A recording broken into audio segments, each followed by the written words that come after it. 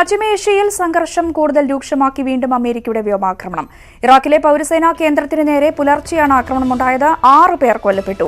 പശ്ചിമേഷ്യൻ തീരത്തേക്ക് അമേരിക്ക കൂടുതൽ സൈന്യത്തെ അയച്ചു. പ്രസിഡന്റ് ഹസൻ റൂഹാനിയുടെ അധ്യക്ഷതയിൽ ഇറാൻ ദേശീയ സുരക്ഷാ സമിതി അടിയന്തര യോഗം ചേർന്നു. വിവരങ്ങളുമായി സുരേഷ് വെള്ളിമുറ്റം ചേർന്നു. സുരേഷ്, എന്തായാലും ഇറാഖിലെ ഇറാന്റെ പിന്തുണയോടെ പ്രവർത്തിക്കുന്ന പൗരസേനാ കേന്ദ്രത്തിലാണ് ഇന്നിപ്പോൾ വീണ്ടും ഒരു വ്യോമാക്രമണം ഉണ്ടായിരിക്കുന്നത്. ഇന്നലത്തെ തുടർച്ചയാണ് എന്ന് തന്നെ വേണ്ടേ ഇതിനെ കാണാൻ?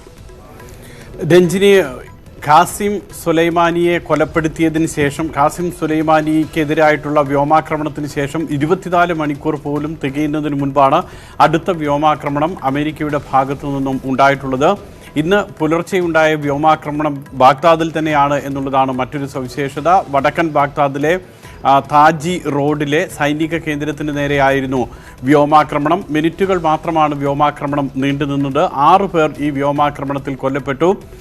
പൗരസേന ഉപമേധാവിയായിരുന്നു ലക്ഷ്യം എന്നുള്ളതാണ് റിപ്പോർട്ട് പുറത്തു വരുന്നത്. എന്നാൽ ഈ 6 പേർ കൊല്ലപ്പെട്ടതിൽ ഇദ്ദേഹം ഉൾപ്പെട്ടിട്ടുണ്ടോ എന്ന് വ്യക്തമല്ല. ആരൊക്കെയാണ് കൊല്ലപ്പെട്ടതെന്നും വ്യക്തമല്ല. 6 പേരിൽ ഒരാൾ ഡോക്ടറാണ് എന്നുള്ള സ്ഥിരീകരണം ഇറാഖിൻ്റെ ഭാഗത്തു നിന്നും വന്നിട്ടുണ്ട്. നിരവധി വാഹനങ്ങൾ, സൈനിക വാഹനങ്ങൾ ഈ വ്യോമാക്രമണത്തിൽ കത്തിനശിച്ചിട്ടുണ്ട്. 4 പേർക്ക് പരിക്കേറ്റു. അതിൽ 3 പേരുടെ നില അതീവ ഗുരുതരമാണ് എന്നും ഇറാഖ് വ്യക്തമാക്കുന്നു.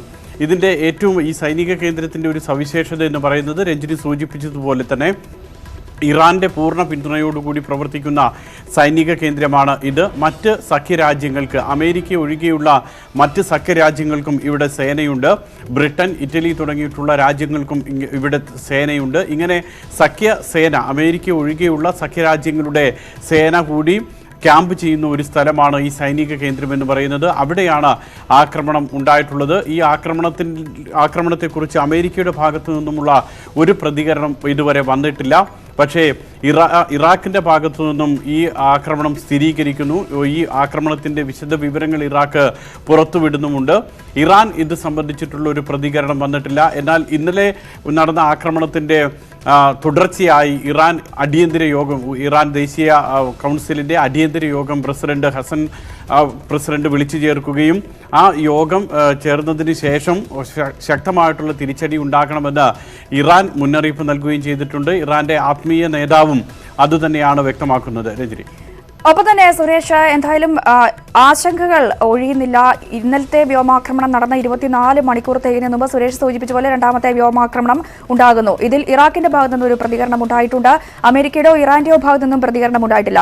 ഇന്നത്തെയായാലും ഈ സംഭവത്തിൽ ലോകരാജ്യങ്ങൾ ഇതിനെ എങ്ങനെയാണ് നോക്കിക്കാണുന്നത്? ഇതിൽ ഏറ്റവും പ്രധാനപ്പെട്ട പ്രതികരണം എന്ന് പറയുന്നത്, വളരെ ശ്രദ്ധിക്കേണ്ട ഒരു പ്രതികരണം വന്നിട്ടുള്ളത് റഷ്യയുടെ ഭാഗത്തു നിന്നുമാണ്. റഷ്യ ഈ ആക്രമണത്തെ, ഖാസിം സുലൈമാനിയെ കൊലപ്പെടുത്തിയിട്ടുള്ള ആക്രമണത്തെ വിശേഷിപ്പിക്കുന്നത് തന്നെ കൊലപാതകം, എടുത്തുചാട്ടം. ഈ 2 വാക്കുകൾ ഉപയോഗിച്ചുകൊണ്ടാണ് റഷ്യയുടെ വിമർശനം എന്ന് പറയുന്നത്. അമേരിക്കയുടേത് എടുത്തുചാട്ടമാണ്, കൊലപാതകമാണ് നടത്തിയിരിക്കുന്നത്. മറ്റൊരു രാജ്യത്തിൻ്റെ അതിർത്തിയിൽ കടന്നുകൊണ്ടുള്ള ആക്രമണമായതുകൊണ്ടാണ് അതിനെ കൊലപാതകമെന്ന് റഷ്യ വിശേഷിപ്പിക്കുന്നത്. ഇറാഖ് പ്രധാനമന്ത്രി വളരെ രൂക്ഷമായി തന്നെ ഗുരുതരമായിട്ടുള്ള പ്രത്യാഘാതം നേരിടേണ്ടി വരുമെന്നാണ് ആദിൽ അബ്ദുൽ മഹ്ദിയുടെ വിമർശനം വന്നിട്ടുള്ളത്. ലെബനൻ അതിരൂക്ഷമായി തന്നെ അമേരിക്കയ്ക്കെതിരെ പ്രതികരിച്ചിട്ടുണ്ട്. പക്ഷേ അമേരിക്കയെ അനുകൂലിച്ചുകൊണ്ടാണ് ഇസ്രായേൽ രംഗത്ത് വന്നിട്ടുള്ളത്. അമേരിക്കയുടെ നടപടി ശരിയാണ് എന്നാണ് ഇസ്രായേലിൻ്റെ നിലപാട്. അതേസമയം UN സെക്രട്ടറി ജനറൽ ഈ ആക്രമണത്തെ അപലപിച്ചിട്ടുണ്ട് എന്നുള്ളതും ശ്രദ്ധേയമാണ്. ഈ ഗൾഫ് മേഖല വീണ്ടും ഒരു യുദ്ധമേഖലയായി മാറാൻ അനുവദിക്കില്ല. അവിടെ ആരും വീണ്ടും ആക്രമണം നടത്തുന്നത് അംഗീകരിക്കാൻ കഴിയില്ല. ഇതാണ് UN സെക്രട്ടറി ജനറലിന്റെ പ്രതികരണമായി വന്നിട്ടുള്ളത്. രഞ്ജിനി, ശരി. എന്തായാലും ഇറാന്റെ പൂർണ്ണ പിന്തുണയോടുകൂടി പ്രവർത്തിക്കുന്ന പൗരസേനാ കേന്ദ്രത്തിൽ അമേരിക്കയുടെ വ്യോമാക്രമണം ഇന്നും ഉണ്ടായിരിക്കുന്നു. കഴിഞ്ഞ ദിവസമുണ്ടായ വ്യോമാക്രമണം 24 മണിക്കൂർ തികയും മുമ്പാണ് മറ്റൊരു വ്യോമാക്രമണം ഇപ്പോൾ ഉണ്ടായിരിക്കുന്നത്. സുരേഷ് വെള്ളിമുറ്റമാണ് വിശദാംശങ്ങൾ പങ്കുവച്ചത്. ഇറാൻ രഹസ്യസേനാ മേധാവി ഖാസിം സുലൈമാനി നേരത്തെ കൊല്ലപ്പെടേണ്ട ഭീകരനായിരുന്നുവെന്ന് അമേരിക്കൻ പ്രസിഡന്റ് ഡൊണാൾഡ് ട്രംപ്. ഇറാനിലും ഇറാഖിലുമായി നിരവധി അമേരിക്കക്കാരുടെ ജീവനെടുത്ത ഭീകരനാണ് സുലൈമാനി. ഇയാളുടെ മരണത്തിൽ ഇറാനിയൻ ജനത സന്തോഷിക്കുകയാണ് എന്നും ട്രംപ് അഭിപ്രായപ്പെട്ടു. Last night at my direction, the United States military successfully executed a flawless precision strike that killed the #1 terrorist anywhere in the world, Qasem Soleimani. Under my leadership, America's policy is unambiguous to terrorists who harm or intend to harm any American. മറ്റു വാർത്തകളിലേക്ക് കടക്കാം. പാലാരിവട്ടം പാലം അഴിമതി കേസിൽ ഇബ്രാഹിം കുഞ്ഞിനെ prosecute ചെയ്യാൻ governor അനുമതി നൽകിയേക്കും. Prosecution അനുമതി നൽകാമെന്ന് അഡ്വക്കേറ്റ് ജനറൽ നിയമോപദേശം നൽകുമെന്നാണ് സൂചന. പാലാരിവട്ടം പാലം അഴിമതി കേസിൽ അവസാനം അന്വേഷണം ഇബ്രാഹിം കുഞ്ഞിലേക്കെത്തുന്നു. പ്രോസിക്യൂഷൻ അനുമതി തേടി വിജിലൻസ് സർക്കാരിനെ സമീപിച്ചിട്ട് 6 മാസമാകുന്നു. ഇക്കാര്യത്തിൽ ഗവർണറുടെ അനുമതി തേടി സർക്കാർ കത്തയച്ചത് കഴിഞ്ഞ മാസമാണ്. ഇതിന്റെ നിയമവശം സംബന്ധിച്ച് ചർച്ച ചെയ്യാൻ കഴിഞ്ഞ 23-ന് തിരുവനന്തപുരത്തെത്താൻ AGയോട് ഗവർണർ ആവശ്യപ്പെട്ടിരുന്നു. എന്നാൽ ഗവർണറുടെ അസൗകര്യം മൂലം ഈ കൂടിക്കാഴ്ച നടന്നില്ല. അടുത്തയാഴ്ച ഈ കൂടിക്കാഴ്ച നടന്നേക്കുമെന്നാണ് സൂചന. മുൻ മന്ത്രിയെ പ്രോസിക്യൂട്ട് ചെയ്യുന്നതിൽ നിയമപരമായ തടസ്സങ്ങളില്ലെന്ന നിലപാട് AG വ്യക്തമാക്കിയാൽ ഗവർണറുടെ അനുമതിയും വൈകില്ല. ഇതിനിടെ roads and bridges corporation MD ആയിരുന്ന മുഹമ്മദ് ഹനീഷിനെ 2ാം വട്ടം ചോദ്യം ചെയ്യാൻ വിജിലൻസ് തയ്യാറെടുക്കുകയാണ്. പാലത്തിന് കരാർ ഏറ്റെടുത്ത RDS കമ്പനിക്ക് മുൻകൂർ പണം അനുവദിക്കുന്നതിന് മുഹമ്മദ് ഹനീഷ് ശുപാർശ ചെയ്തുവെന്നാണ് ആരോപണം. ന്യൂസ് 18 കൊച്ചി. തീരപരിപാലന നിയമം ലംഘിച്ച് മരടിൽ നിർമ്മിച്ച ഫ്ളാറ്റുകൾ പൊളിക്കുന്നതിന്റെ ഭാഗമായി സ്ഫോടക വസ്തുക്കൾ നിറച്ചു തുടങ്ങി. ഇന്നലെ രാത്രിയോടെയാണ് സ്ഫോടക വസ്തുക്കൾ നിറച്ചു തുടങ്ങിയത്. ആദ്യം പൊളിക്കേണ്ട ഫ്ളാറ്റ് ഏതെന്ന കാര്യത്തിൽ ഇന്ന് അന്തിമ തീരുമാനമുണ്ടാകും. വിവരങ്ങളുമായി ഡാനി പോൾ ചേരുന്നു. ഡാനി, ഈ സ്ഫോടക വസ്തുക്കൾ നിറയ്ക്കുന്ന ആ ഒരു വശം ഇപ്പോഴും പുരോഗമിക്കുകയാണോ? ഒപ്പം തന്നെ എപ്പോഴാണ് ആദ്യം പൊളിക്കേണ്ട ഫ്ളാറ്റ് ഏതെന്ന കാര്യത്തിൽ ഒരു തീരുമാനമുണ്ടാകുന്നത്?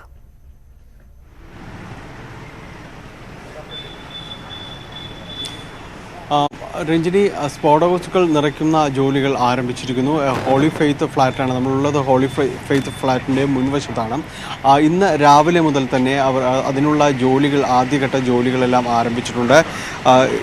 ഈ ജോലികൾ നിർവഹിക്കുന്ന എഡിഫിസ് കമ്പനിയുടെ സ്ഫോടന വിദഗ്ധരെല്ലാവരും തന്നെ സ്ഥലത്തെത്തിയിട്ടുണ്ട്. ഇവർക്ക് വേണ്ട സ്ഫോടക വസ്തുക്കൾ ഓരോ ദിവസവും എത്രയാണ് വേണ്ടതെന്നുള്ള രീതിയിലാണ് ഇതിൻ്റെ കരാർ കമ്പനി ഇവിടേക്ക് എത്തിച്ചുകൊണ്ടിരിക്കുന്നത്. ഏതാണ്ട് 215 കിലോഗ്രാം സ്ഫോടക വസ്തുക്കളാണ് ഇത് ഫ്ലാറ്റ് മുഴുവനായി തകർക്കാനായി ഇവർക്ക് അനുവദിച്ചിരിക്കുന്നത്. ഇതനുസരിച്ചാണ് ഓരോ ദിവസവും സ്ഫോടക വസ്തുക്കൾ എത്തിക്കുകയും ഇതിനു വേണ്ടി തീർത്തിരിക്കുന്ന സുഷിരങ്ങളിൽ സ്ഫോടക വസ്തുക്കൾ നിറയ്ക്കുകയും ചെയ്യുന്ന ജോലികളാണ് ഇപ്പോൾ നടക്കുന്നത്. 2 ദിവസം കൊണ്ട് ഈ ജോലികൾ പൂർത്തിയാക്കും എന്നാണ് അറിയിച്ചിരിക്കുന്നത്.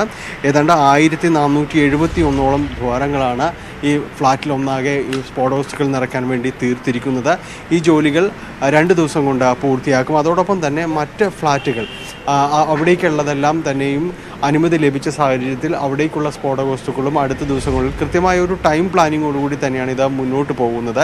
അതോടൊപ്പം തന്നെ ഈ ഫ്ലാറ്റുകൾ പൊളിക്കുന്നതിലെ ക്രമം മാറ്റണം എന്നൊരു ആവശ്യം ജനങ്ങളുടെ ഭാഗത്ത് നിന്ന് ശക്തമായി വരുന്നുണ്ട്. ജനവാസ കേന്ദ്രത്തിലുള്ള ആൽഫ ഫ്ലാറ്റ് പൊളിക്കുന്നത് 2ാം ദിവസത്തിലേക്ക് മാറ്റണമെന്നാണ് ആവശ്യം ഉയർന്നിരിക്കുന്നത്. അതുകൊണ്ട് ഈ ഒരു ആവശ്യം സംബന്ധിച്ച് ഇതുവരെയും തീരുമാനമെടുത്തിട്ടില്ല. ഇതിനെ പൊളിക്കാൻ കരാർ ഏറ്റെടുത്തിരിക്കുന്ന കമ്പനികൾ അവർ ഒരുക്കങ്ങളെല്ലാം പൂർത്തിയാക്കിയ സാഹചര്യത്തിൽ അത് ആവശ്യമുണ്ടോ എന്നൊരു ചോദ്യം അവരുടെ ഭാഗത്തു നിന്ന് ഉയരുന്നുണ്ട്. ഇക്കാര്യത്തിൽ അവരുടെ കൂടി അഭിപ്രായം അറിഞ്ഞതിന് ശേഷമായിരിക്കും തീരുമാനമുണ്ടാകുക. ഇന്ന് ഉച്ചയോടുകൂടി അതറിയാൻ കഴിയും.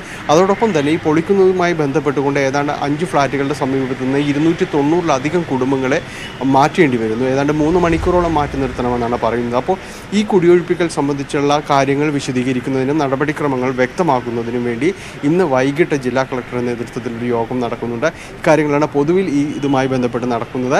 മറ്റ് നിർമ്മാണ മറ്റ് കാര്യങ്ങൾ, അതായത് പൊളിക്കുന്നതുമായി ബന്ധപ്പെട്ടുകൊണ്ടുള്ള മറ്റ് ജോലികളെല്ലാം തന്നെ പുരോഗമിച്ചുകൊണ്ടിരിക്കുകയാണ്. ശരി, ഡാനി പോളാണ് വിശദാംശങ്ങൾ നൽകിയത്. അതേസമയം മരടിലെ ഫ്ളാറ്റുകൾ ഇല്ലാതാകുമ്പോൾ സമീപവാസികൾക്ക് കൂടി അത് നൊമ്പരം പകരുന്നുണ്ട്. വീട്ടുജോലിക്കും മറ്റും ഫ്ളാറ്റുകളെ ആശ്രയിച്ചിരുന്ന പലർക്കും നല്ല ഓർമ്മകൾ നൽകിയിരുന്ന ഇടം കൂടിയാണ് ഇത്. ഫ്ലാറ്റ് പൊളിക്കുമ്പോൾ നമുക്ക് വിഷമങ്ങളുണ്ട്. പക്ഷേ ഈ വലിയ വലിയ ആൾക്കാർ ചെയ്ത് കൊള്ളായ്മ പാവപ്പെട്ട നമ്മളെപ്പോലുള്ളവർക്ക് ബുദ്ധിമുട്ടായിപ്പോയില്ലേ. സുപ്രീം കോടതി വിധിച്ചത് നമുക്കൊന്നും പറയാൻ പറ്റില്ല. പിന്നെ അതുകൂടാതെ നമ്മൾ 1ാം നില മുതൽ 16ാം നില വരെ സാധനങ്ങൾ കൊണ്ടുപോയി കൊടുക്കലും അവരുടെ സഹായങ്ങളും ഇതെല്ലാം കൊണ്ടാണ് ഞാൻ ഉപജീവന മാർഗം ചെയ്തുകൊണ്ടിരുന്നത്. ഇപ്പോൾ അവർ പോയപ്പോൾ നമ്മൾ ആകെ ഗതികേടിലായി. 10 രൂപ കാശ് കിട്ടാനും കൂടി ഇല്ലാതെ അവിടെ ചെന്നിട്ടുണ്ടെങ്കിൽ അവർ 10,000 രൂപയൊക്കെ അവർ നമ്മളെ സ്വന്തം സഹായിക്കുകയൊക്കെ ചെയ്തിരുന്നേച്ചാണ്. അപ്പോൾ അവർ പോയപ്പോൾ അവർ ഏത് വഴിക്ക് പോയി എങ്ങോട്ട് പോയെന്നുള്ള നമുക്കറിയാനും കൂടി പാടില്ലാതെ. ആഡംബര ഫ്ലാറ്റിനടുത്ത ചായക്കടയിൽ സമ്പന്നരെ കൊണ്ട് എന്തു പ്രയോജനമെന്ന് ചോദിച്ചപ്പോഴാണ് മമ്മദിൻ്റെ ഈ മറുപടി. ചെറുതും വലുതുമായ അനവധി സഹായങ്ങൾ ചെയ്തവരുടെ ഇടം കൂടിയായിരുന്നു അതെന്ന് ആൽഫ ഫ്ലാറ്റ് ചൂണ്ടി മമ്മദ് പറയും. ഒരിക്കൽ സുന്ദരമായി സൂക്ഷിച്ചിരുന്ന ഫ്ളാറ്റുകൾ ഇന്ന് തകർന്നു വീഴാൻ പാകത്തിലായിരിക്കുന്നു. ഉടമകളിൽ ചിലർ അപൂർവമായി വന്ന് നോക്കാറുണ്ട് ഇവിടെ. അത് കാണുമ്പോൾ തന്നെ വേദനയെന്ന് സമീപവാസിയായ ഖദീജുമ്മ പറയുന്നു. എല്ലാവരും സങ്കടത്തോടും കരച്ചിലോടും കൂടിയാണ് പോയത്. എല്ലാവരും പോണേൻ്റെ നല്ല ദിവസം വന്നേശം 2-3 സാരി 2000 രൂപ കൊണ്ടുവന്ന് സാറ് കൊണ്ടുവന്ന് ഇപ്പോഴേക്ക് എറണാകുളത്ത് സ്വർണ്ണക്കടയിലെ ബാങ്കിലെ മാനേജരാണ്. ഞാൻ ഇത്ര ചോദിച്ചോളൂ, സാറൊക്കെ എങ്ങനെ പോണേന്ന് ചോദിക്കാനുള്ള കാളകാരനോട് കാര്യമേ ഉള്ളം കയ്യിലോട്ട് കാശും വച്ച് ഈ സാരി കിട്ടിയ പാടത്തെ കൊണ്ടുവന്ന് തന്നേച്ചു അങ്ങനെ പോയി. ഫ്ളാറ്റുകളിൽ വീട്ടുജോലിയെടുത്തും കുട്ടികളെയും മുതിർന്നവരെയും പരിചരിച്ചും കഴിഞ്ഞ നിരവധി പേർക്കാണ് ഉപജീവനമാർഗം ഇല്ലാതായത്. പഴയ ഇടം കണ്ടുപോകാൻ പലരും അവസാനമായി ഇവിടെ എത്തുന്നുണ്ട്. ന്യൂസ് 18 കൊച്ചി. പൗരത്വ നിയമത്തിനെതിരെയുള്ള കേരളത്തിന്റെ നിലപാടുകൾക്ക് BJP ഇതര സംസ്ഥാനങ്ങളിൽ നിന്നും പിന്തുണയേറുന്നു. നിയമസഭ പാസാക്കിയ പ്രമേയത്തെ പിന്തുണച്ച് പഞ്ചാബ് മുഖ്യമന്ത്രി അമരീന്ദർ സിംഗ് രംഗത്ത് വന്നിരുന്നു. കേരളം സ്വീകരിച്ച നടപടികൾ വിശദീകരിച്ച് മുഖ്യമന്ത്രി പിണറായി വിജയൻ 11 മുഖ്യമന്ത്രിമാർക്ക് അയച്ച കത്തിൽ കൂടുതൽ പ്രതികരണങ്ങൾ ഉണ്ടായേക്കും. പൗരത്വ നിയമത്തിനെതിരെ രാജ്യത്ത് പലയിടത്തും പ്രതിഷേധങ്ങൾ അവസാനിച്ചിട്ടില്ല. എന്നാൽ BJP ഇതര കക്ഷികൾ ഭരിക്കുന്ന സംസ്ഥാനങ്ങളിൽ കേരളം മാത്രമാണ് നിയമത്തിനെതിരെ ഇതിനകം പ്രമേയം പാസാക്കിയത്. പഞ്ചാബ് മുഖ്യമന്ത്രി അമരീന്ദർ സിംഗ് കേരള നിയമസഭ പാസാക്കിയ പ്രമേയത്തെ പിന്തുണച്ച് രംഗത്തെത്തിയിരുന്നു. ഇതിനു പിന്നാലെയാണ് പ്രമേയവും കേരളം സ്വീകരിച്ച നടപടികളും ചൂണ്ടിക്കാട്ടി 11 BJP ഇതര മുഖ്യമന്ത്രിമാർക്ക് പിണറായി വിജയൻ കത്തയച്ചത്. ഒട്ടേറെ സംസ്ഥാനങ്ങളിലെ മുഖ്യമന്ത്രിമാരെ ഈ നിയമത്തിനെതിരെ പ്രതികരിച്ചിട്ടുണ്ട്. അവർക്കെല്ലാം കേരളത്തിൻ്റെതായ ഒരു കത്ത് ഞാൻ അയച്ചിട്ടുണ്ട്. നിങ്ങളെല്ലാവരും കേരള നിയമസഭ സ്വീകരിച്ച ഈ മാർഗം സ്വീകരിക്കാൻ തയ്യാറാകണം എന്നാണ് അഭ്യർത്ഥിച്ചിട്ടുള്ളത്. CPMന്റെ മുഖ്യശത്രുവും ബംഗാൾ മുഖ്യമന്ത്രിയുമായ മമതാ ബാനർജിക്കും പിണറായി കത്തയച്ചിരുന്നു. സമരങ്ങളുടെ മുൻനിരയിലുള്ള മമതാ ബാനർജി പിണറായിയുടെ കത്തിനോട് എങ്ങനെ പ്രതികരിക്കുമെന്നതാകും ഏറെ ശ്രദ്ധേയം. മുമ്പ് സമരങ്ങളുടെ മുൻനിരയിലുണ്ടായിരുന്ന ആം ആദ്മി പാർട്ടി ഇപ്പോൾ പിൻവലിഞ്ഞ് നിൽക്കുകയാണ്. കേരളം സ്വീകരിച്ച നടപടികൾക്ക് പിന്തുണ നൽകുന്നുണ്ടെങ്കിലും കോൺഗ്രസ് ഭരിക്കുന്ന സംസ്ഥാനങ്ങൾ ഇതേ മാതൃകയിൽ പ്രമേയം കൊണ്ടുവരാൻ ഇടയില്ല. ന്യൂസ് 18 ഡൽഹി. അമിത്ഷായുടെ ശബ്ദം ഏകാധിപതിയുടേതാണ് എന്ന മുൻ മുഖ്യമന്ത്രി ഉമ്മൻചാണ്ടി. പൗരത്വ നിയമത്തിനെതിരെ കോൺഗ്രസ് പെരുമ്പാവൂർ മുതൽ ആലുവ വരെ നടത്തിയ ലോങ് മാർച്ചിന്റെ സമാപന സമ്മേളനം ഉദ്ഘാടനം ചെയ്യുകയായിരുന്നു അദ്ദേഹം. നീതിബോധമുള്ള എല്ലാവരും രംഗത്തിറങ്ങി പോരാടേണ്ട സമയമാണിത് എന്നും ഉമ്മൻചാണ്ടി അഭിപ്രായപ്പെട്ടു. ബെന്നി ബെഹനാൻ MP, MLA-മാരായ VP Sajeendran, Roji M. John, Anwar Sadath എന്നിവർ ലോങ് മാർച്ചിന് നേതൃത്വം നൽകി. പൗരത്വ ബില്ലിനെതിരെ രാഷ്ട്രീയ മത സംഘടനകൾ ഒന്നിച്ച് കോഴിക്കോട് വൻ പ്രതിഷേധ റാലി. കടപ്പുറത്ത് MGS നാരായണൻ ഫ്ളാഗ് ഓഫ് ചെയ്ത റാലി മുതലക്കുളത്ത് സമാപിച്ചു. Kozhikode mayor Thottathil Raveendran, MK Raghavan MP തുടങ്ങിയവർ പങ്കെടുത്തു. ദേശീയ പൗരത്വ ഭേദഗതി നിയമത്തിനെതിരെ കോഴിക്കോടിന്റെ പൗരാവലി സംഘടിപ്പിക്കുന്ന കേരളത്തിന്റെ ചരിത്രകാരൻ MGS നാരായണൻ ഫ്ളാഗ് ഓൺ ചെയ്ത പൗരത്വ ബില്ലിനെതിരെ രാഷ്ട്രീയ മത സംഘടനകൾ ഒരുമിച്ചുള്ള പ്രതിഷേധമായി മാറി കോഴിക്കോട് പൗരാവലി സംഘടിപ്പിച്ച റാലി. കടപ്പുറത്തു നിന്നാരംഭിച്ച റാലിയിൽ 10,000 അണിനിരന്നു. ചരിത്രകാരൻ MGS നാരായണൻ ഫ്ളാഗ് ഓഫ് ചെയ്തു.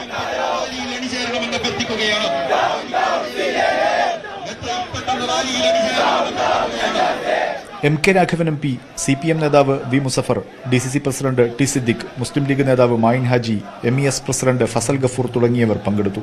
സമസ്ത, KNM, ജമാഅത്തെ ഇസ്ലാമി തുടങ്ങിയ സംഘടനകളും റാലിയുടെ ഭാഗമായി. മേയർ തോട്ടത്തിൽ രവീന്ദ്രൻ പ്രതിജ്ഞ ചൊല്ലിക്കൊടുത്തു. ഇന്ത്യയിലെ ഫാസിസ്റ്റ് ഭരണകൂടം നടത്തുന്ന ഹീനശ്രമങ്ങളെ എന്ത് വില കൊടുത്തും ചെറുത്തു തോൽപ്പിക്കാൻ ഞാൻ മുൻപന്തിയിലുണ്ടാകും. ബില്ലിനെതിരെ രാഷ്ട്രീയ മതവ്യത്യാസമില്ലാതെ കോഴിക്കോട് ഒരുമിച്ചിരിക്കുകയാണെന്ന് MK രാഘവൻ MP. ഇത് കൂട്ടാഭിഷ്ടമാണ്. ഇത് ജാതിയില്ല, മതമല്ല, കക്ഷി രാഷ്ട്രീയമില്ല. എല്ലാവരും ഒരുമിക്കുന്ന ഒരു ജനപ്രവാഹമാണ്. കോഴിക്കോട് പൗരാവലി പ്രതിഷേധങ്ങൾക്ക് മാതൃകയായിരിക്കുകയാണെന്ന് ഫസൽ ഗഫൂർ. ഇതൊരു വലിയൊരു ജനകീയ മുന്നേറ്റത്തിന്റെ തുടക്കമാണ്. കാരണം ഇതിനു മുമ്പ് നടന്ന പരിപാടികളൊക്കെ നമുക്കറിയാം, രാഷ്ട്രീയ പാർട്ടികൾ വിളിച്ചുകൂട്ടിയതോ അല്ലെങ്കിൽ മതസംഘടനകൾ വേറെ വിളിച്ചുകൂട്ടിയതാണ്. ഇതാണ് ഇപ്പോൾ കാലിക്കറ്റിൽ നിന്ന് ഒരു മാതൃകയായിട്ട് നമ്മൾ ആരംഭിക്കുന്നത്. ത്രൂ ഔട്ട് കേരളം ഇത് തന്നെ ഇരിക്കുന്നതോട്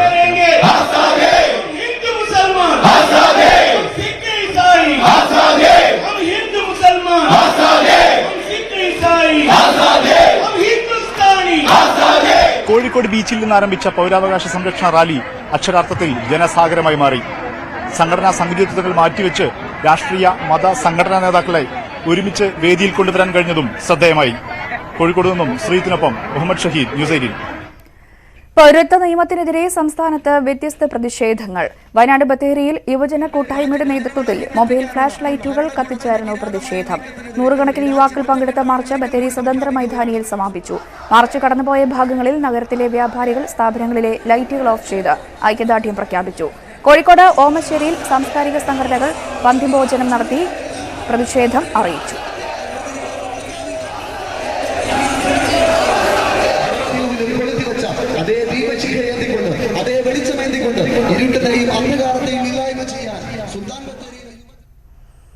നടിയെ ആക്രമിച്ച കേസിൽ പ്രതിപട്ടികയിൽ നിന്നും ഒഴിവാക്കണമെന്ന നടൻ ദിലീപിന്റെ ഹർജിയിൽ ഇന്ന് വിധി. കേസിലെ 8ാം പ്രതിയാണ് ദിലീപ്. കൊച്ചിയിലെ വിചാരണ കോടതിയിൽ നൽകിയ വിടുതൽ ഹർജിയിലാണ് വിധി പറയുക. കോടതി അനുമതി പ്രകാരം ദിലീപും അഭിഭാഷകരും സാങ്കേതിക വിദഗ്ധന്റെ സാന്നിധ്യത്തിൽ കേസിലെ വീഡിയോ രേഖകൾ പരിശോധിച്ചിരുന്നു. ഇതിന് പിന്നാലെയാണ് വിടുതൽ ഹർജിയുമായി ദിലീപ് കോടതിയെ സമീപിച്ചത്. നിരപരാധിയാണ് എന്നും തന്നെ പ്രതിപട്ടികയിൽ നിന്ന് ഒഴിവാക്കണമെന്നുമാണ് ദിലീപിന്റെ ഹർജി. കുട്ടനാട് ഉപതെരഞ്ഞെടുപ്പിൽ സീറ്റിന് അവകാശവാദം ശക്തമാക്കി കേരള കോൺഗ്രസ് ജോസ് കെ മാണി വിഭാഗം. കുട്ടനാട്ടിൽ ചേർന്ന നേതൃയോഗത്തിൽ ബൂത്ത് ലെവൽ പ്രവർത്തനങ്ങൾ തുടങ്ങാൻ ജോസ് കെ മാണി നിർദ്ദേശം നൽകി. സീറ്റിന്റെ കാര്യത്തിൽ UDF നേതാക്കൾ ഉറപ്പു നൽകിയെന്ന് ജോസ് കെ മാണി പറഞ്ഞു.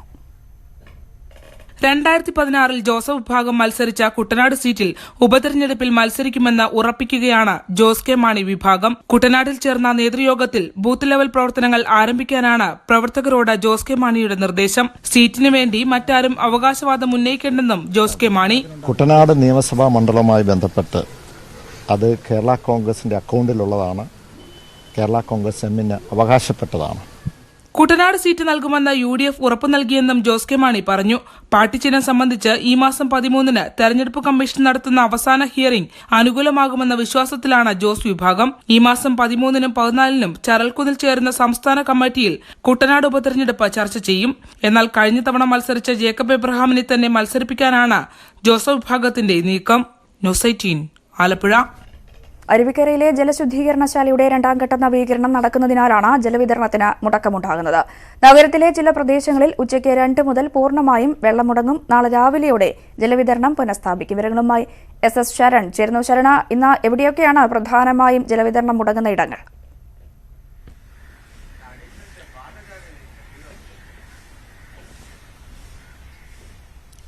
കവടിയാർ, പേരൂർക്കട അടക്കമുള്ള 50ഓളം സ്ഥലങ്ങളിലാണ് ഇന്ന് പൂർണ്ണമായും കുടിവെള്ള വിതരണം മുടങ്ങുക. ഉച്ചയോടുകൂടിയാണ് കുടിവെള്ള വിതരണം നിർത്തിവെക്കുക എന്ന് ജല അതോറിറ്റി ഇതിനകം തന്നെ വ്യക്തമാക്കിയിട്ടുണ്ട്. ഏതായാലും അതിനു മുന്നോടിയായി തന്നെ ബദൽ മാർഗങ്ങളും ജല അതോറിറ്റി സ്വീകരിച്ചിട്ടുണ്ട്. അതായത് വിവിധ ഇടങ്ങളിലേക്ക് കുടിവെള്ള ടാങ്കുകളിൽ ഇപ്പോൾ കുടിവെള്ളം എത്തിക്കുന്ന ഒരു കാഴ്ച നമുക്ക് കാണാൻ സാധിക്കും. ഞാൻ നിൽക്കുന്നത് ജല അതോറിറ്റിയുടെ വെള്ളയമ്പലത്തെ ഓഫീസിലാണ്. ഇവിടെ നിന്നാണ് പ്രധാനമായും വിവിധ പ്രദേശങ്ങളിലേക്ക് ഇപ്പോൾ കുടിവെള്ള ടാങ്കറുകളിലെ കുടിവെള്ളം എത്തിച്ചുകൊണ്ടിരിക്കുന്നത്.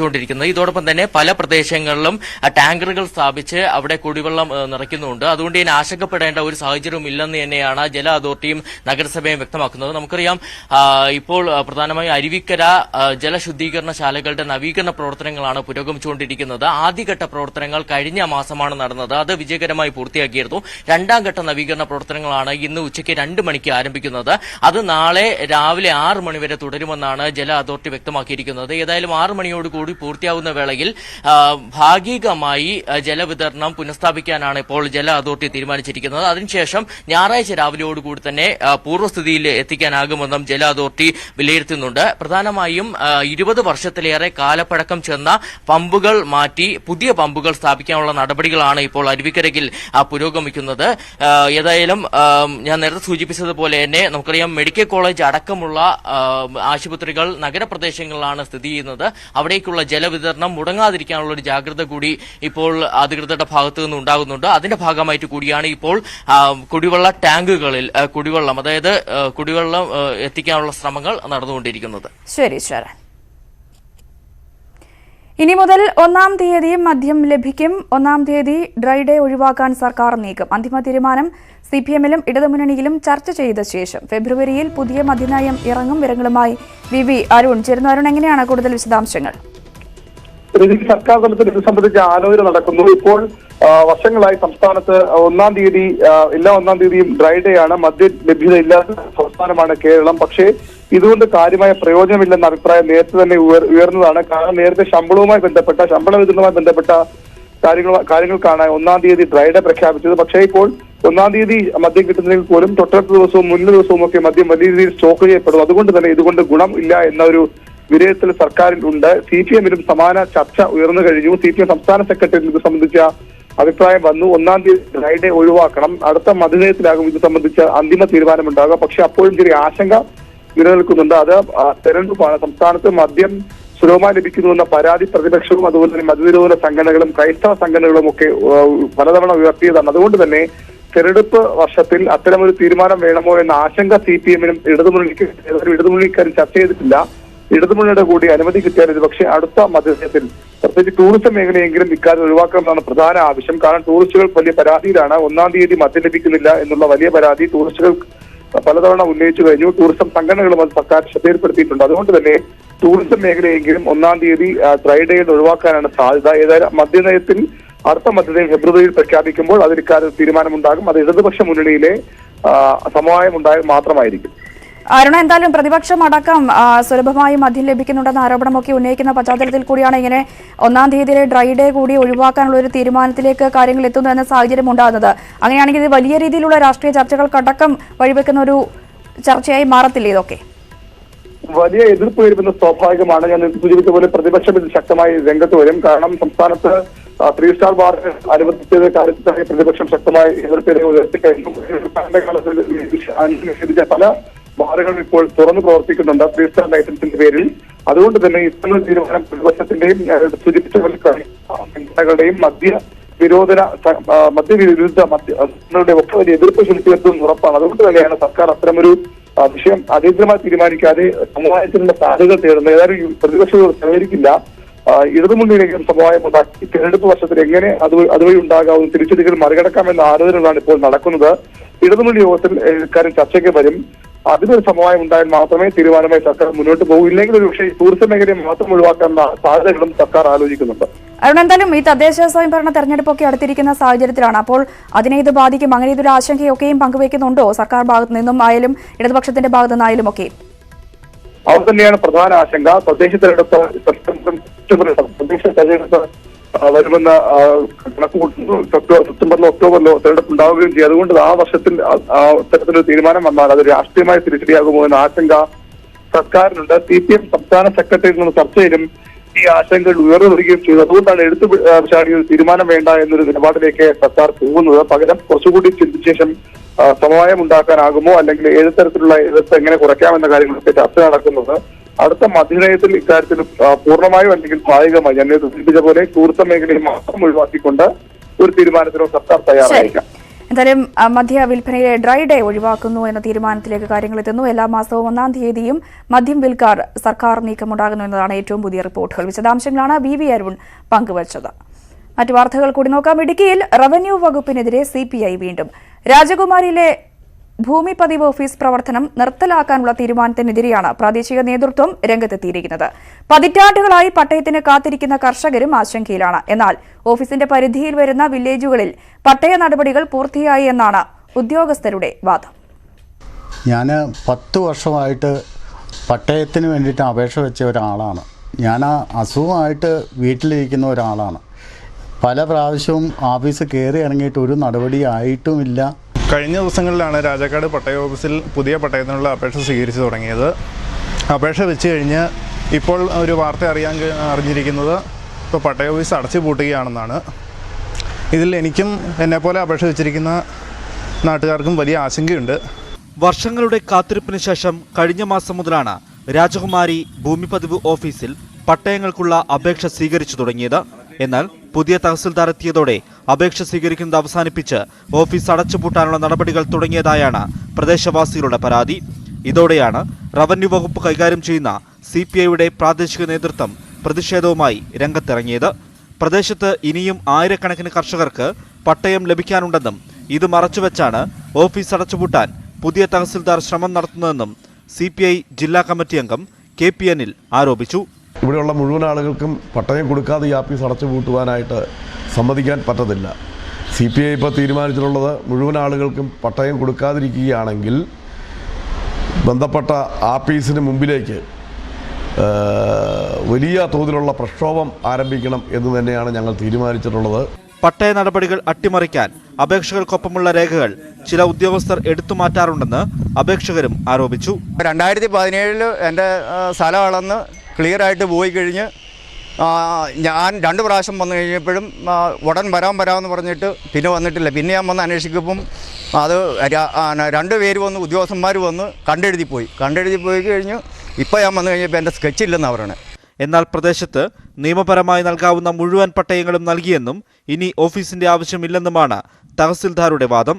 ഓഫീസ് അടച്ചുപൂട്ടാനുള്ള നീക്കത്തിനെതിരെ പ്രതിഷേധ പരിപാടികളുമായി മുന്നോട്ടു പോകാനാണ് CPI തീരുമാനം. ന്യൂസ് 18 രാജാക്കാട്. ഭൂപരിഷ്കരണ വിവാദത്തിൽ ഒടുവിൽ മുഖ്യമന്ത്രിയും CPIയും നേർക്കുനേർ. ഭൂപരിഷ്കരണം നടപ്പാക്കുന്നതിൽ സി അച്യുതമേനോന്റെയും CPIയുടെയും പങ്ക് മുഖ്യമന്ത്രി പരസ്യമായി തള്ളി. ഭൂപരിഷ്കരണവുമായി ബന്ധപ്പെട്ടവരുടെ പേര് പരാമർശിച്ചിട്ടുണ്ട് എന്നും ചില പേരുകൾ മനഃപൂർവ്വം വിട്ടുകളഞ്ഞതാണ് എന്നുമാണ് മുഖ്യമന്ത്രി പറഞ്ഞത്. ഇതോടെ ഭൂപരിഷ്കരണത്തിന്റെ പിതൃത്വത്തെ ചൊല്ലിയുള്ള തർക്കം മുറുകുകയാണ്. ഭൂപരിഷ്കരണം ആരുടെ സംഭാവന എന്നതിനെ ചൊല്ലി ഇരു കമ്മ്യൂണിസ്റ്റ് പാർട്ടികളും തമ്മിലുള്ള തർക്കം പുതിയ തലങ്ങളിലേക്ക് കടക്കുകയാണ്. ഇരു പാർട്ടികൾക്കും പങ്കുണ്ടെന്ന അവകാശവാദങ്ങൾ മുറുകുന്നതിനിടെയാണ് CPIക്കും അച്യുതമേനോനും ഒരു പങ്കുമില്ലെന്ന വ്യാഖ്യാനവുമായി മുഖ്യമന്ത്രി പിണറായി വിജയൻ രംഗത്തെത്തുന്നത്. അതൊരു ഔദ്യോഗിക പരിപാടി, എല്ലാവരുമുള്ള പരിപാടി, എന്റെ പാർട്ടിയുടെ മാത്രം ഒരു പ്രശ്നം അവതരിപ്പിക്കേണ്ടതല്ല. EMSന്റെ ഗവൺമെന്റും EMSഉം ഗൗരിയമ്മയും അന്നത്തെ റവന്യൂ മന്ത്രി എന്ന നിലക്ക് അവരെല്ലാം എന്റെ സംഭാഷണത്തിൽ കടന്നു വന്നു. അത് എന്റെ ഔചിത്യബോധം. കാരണം ഇപ്പൊ ഇരിക്കുന്ന ഒരു സ്ഥാനത്തിരുന്നു കൊണ്ട് മറ്റുള്ളവർക്കൊരു മുറിവേൽക്കുന്ന തരത്തിൽ ഒരു സംസാരം വേണ്ട എന്തുകൊണ്ട് അങ്ങനെ സംസാരിച്ചതാണ്. അത് മനസ്സിലാക്കണമെങ്കിൽ അതിനുള്ള വിവേകവും ഈ പ്രചരിപ്പിച്ചവർക്ക് ഉണ്ടാകണമായിരുന്നു.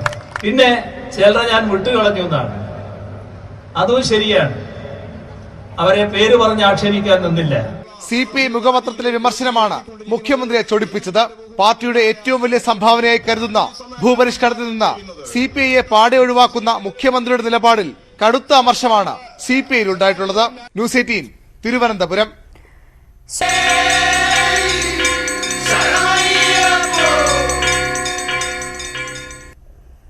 ഇരുമുടിക്കെട്ടിലൂടെ സന്നിധാനത്ത് എത്തുന്നത് ടൺ കണക്കിന് പ്ലാസ്റ്റിക് മാലിന്യങ്ങളാണ്. പ്ലാസ്റ്റിക് കവറുകളിൽ നൽകുന്ന പൂജാ സാധനങ്ങൾ അതേപടി എത്തിക്കുന്നതാണ് പൂങ്കാവനത്തിന് ഭീഷണി ഉയർത്തുന്നത്. പ്ലാസ്റ്റിക് മാലിന്യങ്ങൾക്കെതിരെ സന്നിധാനത്ത് ബോധവൽക്കരണവും ശക്തമാക്കി.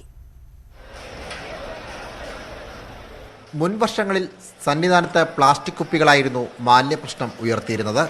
കുപ്പിവെള്ളത്തിന് നിരോധനം ഏർപ്പെടുത്തിയതോടെ പൂങ്കാവനത്തിന് വലിയ ആശ്വാസമായി. എന്നാൽ ഇരുമുടിക്കെട്ടിലൂടെ ഇപ്പോഴും പ്ലാസ്റ്റിക് മാലിന്യം സന്നിധാനത്ത് എത്തുന്നു. അവൽ, മലർ, മഞ്ഞപ്പൊടി, കർപ്പൂരം തുടങ്ങിയ പൂജാസാധനങ്ങൾ പൊതിഞ്ഞു വരുന്ന പ്ലാസ്റ്റിക് കവറുകൾ തീർത്ഥാടകർ സന്നിധാനത്ത് ഉപേക്ഷിക്കുകയാണ്. ദിവസവും ടൺ കണക്കിന് പ്ലാസ്റ്റിക് മാലിന്യം സന്നിധാനത്ത് കുന്നുകൂടുന്നു. തീർത്ഥാടകർക്കിടയിൽ ശക്തമായ ബോധവൽക്കരണം നടത്തുകയാണ് പുണ്യം പൂങ്കാവനം പദ്ധതിയിലൂടെ പോലീസ്. ഫണ്ടും മറ്റു കാര്യങ്ങളിൽ അപര്യാപ്തമുള്ളതുകൊണ്ട് തന്നെ ഇതൊരു തുടക്കം മാത്രമാണ്. ഇവർ പല സ്ഥലങ്ങളിലും നമ്മളിത് വെക്കുന്നുണ്ട്. അതുകൂടാതെ തന്നെ ഇപ്പോൾ നമ്മൾ ലഘുലേഖകൾ, സപ്തകർമ്മയുടെ ലഘുലേഖകൾ എല്ലാ ആൾക്കാരിലും എത്തിക്കുന്നുണ്ട്. പക്ഷേ കുറച്ചുകൂടെ കൂടുതൽ എഫക്റ്റീവ് ആകുമെന്നുള്ള കരുതിയിലാണ് ഇപ്പോൾ നടപ്പന്തൽ പോലെ അയ്യപ്പ ഭക്തർക്ക് ഏറ്റവും കൂടുതൽ കൂട്ടം കൂടുവായി കുറച്ച് ഏറെ നേരം നിൽക്കുന്ന ഈ സ്ഥലത്ത് ഇത്തരത്തിലുള്ള ഒരു LED ബോർഡ് സ്ഥാപിച്ചിരിക്കുന്നത് ഇതുമായിട്ട് ബന്ധപ്പെട്ട് തന്നെയാണ്. കുറച്ച് കൂടുതൽ അവർക്ക് അവയർനെസ് ഉണ്ടാകുന്നതിന് വേണ്ടിയാണ്. കെട്ടിക്കിടക്കുന്ന പ്ലാസ്റ്റിക് മാലിന്യങ്ങൾ നിലവിൽ കത്തിച്ചു കളയുകയാണ്. ഇതും വലിയ മലിനീകരണത്തിന് ഇടയാക്കുന്നു. ക്യാമറമാൻ വിപിൻ മുരളിക്കൊപ്പം സനോജ് സുരേന്ദ്രൻ, ന്യൂസ് 18 സന്നിധാനം. 9 മണി ഒറ്റനോട്ടം പൂർണ്ണമാവുകയാണ്. നമസ്കാരം.